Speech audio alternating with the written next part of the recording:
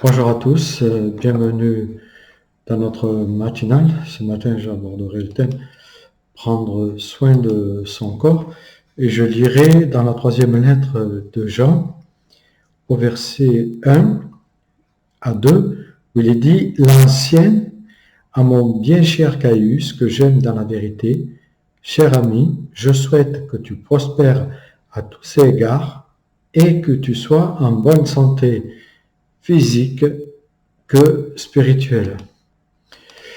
Même si nous trouvons que cette lettre de l'épître de Jean est très courte, elle est d'une grande importance pour notre marche chrétienne, car elle nous indique comment se comporter dans les différentes circonstances de notre vie, de la vie courante.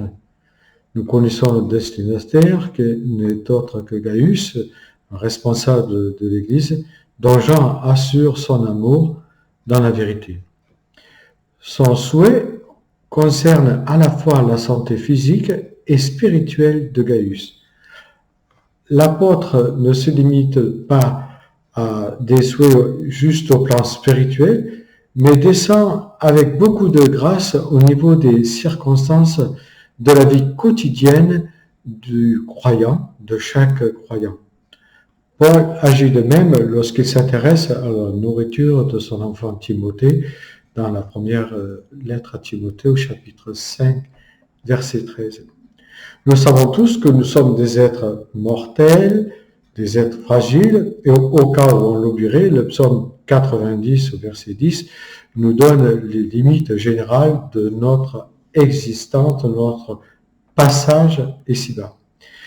Si nous avons besoin de bonne nourriture pour notre âme, nous avons besoin aussi de bonne nourriture physique, car nous ne sommes pas des robots. Nous sommes créés à l'image de Dieu et nous sommes des êtres à la fois corporels, mais aussi spirituels. Cela signifie que nous ne pouvons pas et ne devons pas négliger notre vie corporelle. Au contraire, nous devons estimer et honorer notre corps, car il fut créé par Dieu et destiné à la résurrection des derniers jours.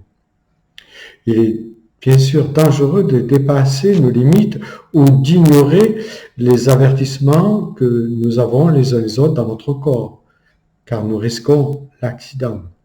Un panneau de limitation de vitesse à l'entrée d'un virage dangereux est là pour nous informer qu'on peut avoir un accident.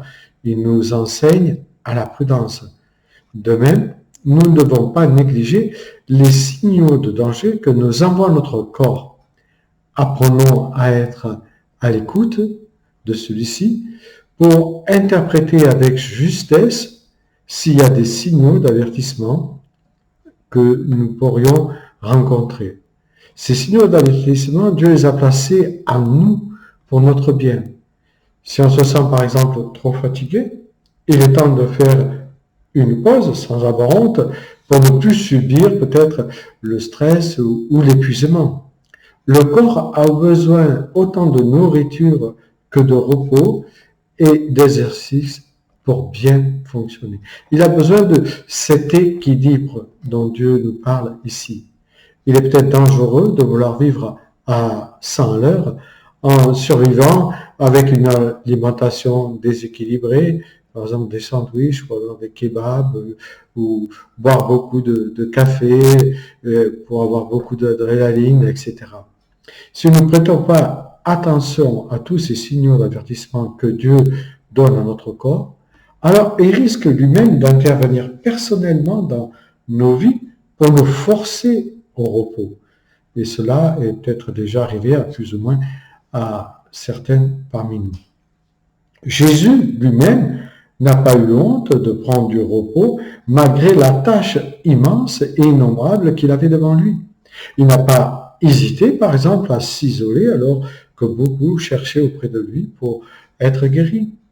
Dans Marc 6, 31, par exemple.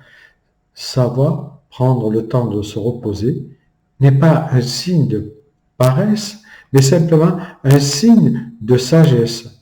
En tant que chrétiens, nous sommes appelés à glorifier Dieu dans notre corps.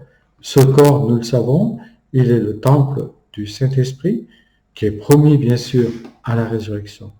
C'est pour cela que nous devons en prendre soin et veiller à ne pas l'abîmer en ayant une vie et une alimentation équilibrée.